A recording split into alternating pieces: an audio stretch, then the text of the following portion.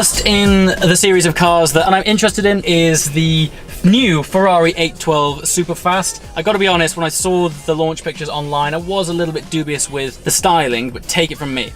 As with most cars, when you see these things in person, it is absolutely fabulous. And the interior as well is much more of an upgrade than I thought it would be. Sculpturally, beautiful. A steering wheel to take it a little bit more of the inspiration from the GTC4. Indicators split to two separate buttons.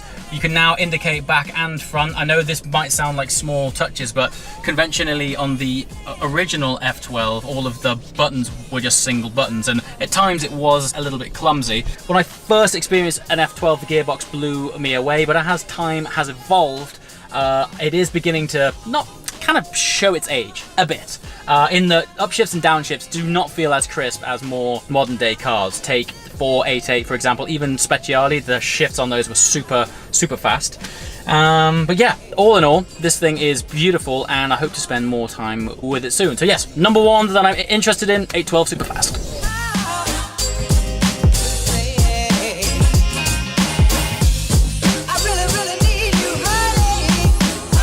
Okay, we're in the Bentley Supersport with Paul, and I just wanted to sort of pick your brains really on what is significant about this car. The Supersport has always been the pinnacle model in the Bentley range. Yep.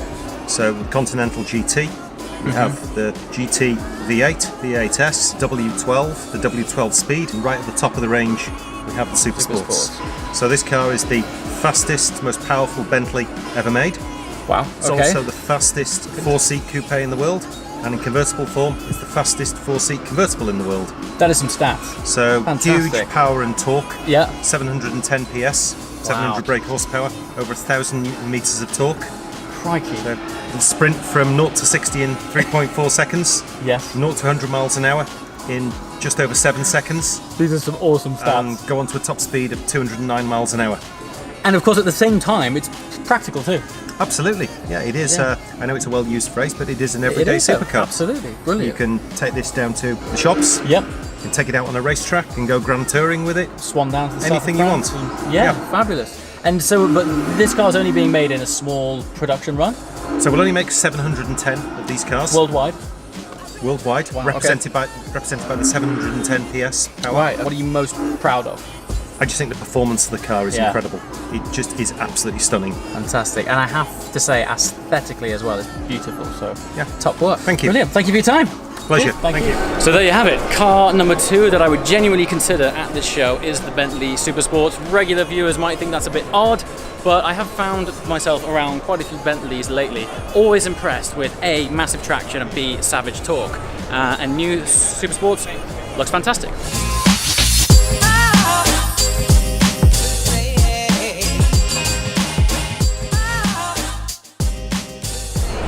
Genuine contender, Stelvio Quadrifoglio, 505 brake horsepower, 0 to 60 in under 4 seconds, best looking SUV this year. Recently spent some time with Alfa Romeo on ice out in Sweden with the standard Stelvio, fantastic car, but I felt after driving the Giulia Quadrifoglio that it'll be fantastic. It also looks immense.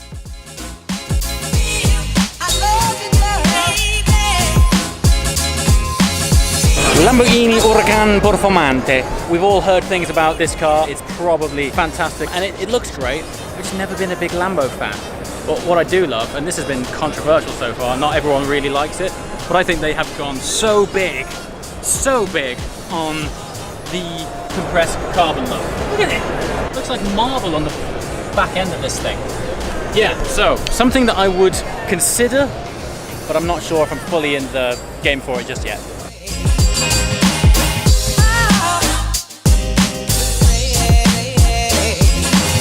Yes, in one of the star cars of the show, new Porsche 991 GT3 Gen 2, upgraded to a 4-litre engine, 500 brake horsepower, and importantly, they've maintained that 9,000 RPM rev limit. On top of that, it's also available in a manual gearbox. Not sure which way I'd go because I'm a massive fan of the PDK in this car, but I have been crying out for a manual, so we'll see which way that goes, but chances are I'll probably end up in one of these at some point.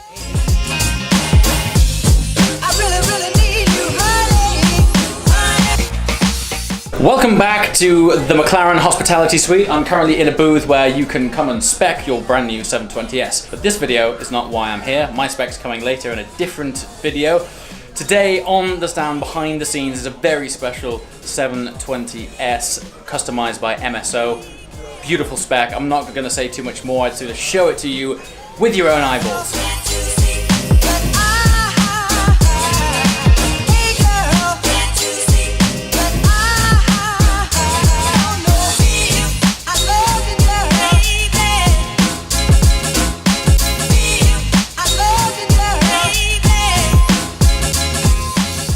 Okay, so you might be thinking I've already shown you a 720S recently, and that would be correct. However, what is special about this car is that it is the first bespoke 720S project from MSO. What's unique about it is it's got a paintwork and body finish of unlike anything else I have ever seen. It's got a fantastic gradient that goes from a carbon exposed bonnet that grades down to a beautiful light red tone that transfers to normal paint towards the back. So the front of the car starts off carbon, and the rear of the car blends out to conventional paint. The effect of which is just, it baffles cameras, it baffles your own eye. When you move with it, the hues and shadows on it just pop up and it shows the lines of the cars fantastically. Also, this also has the MSO gold wheel options, which on this car actually suits it really well.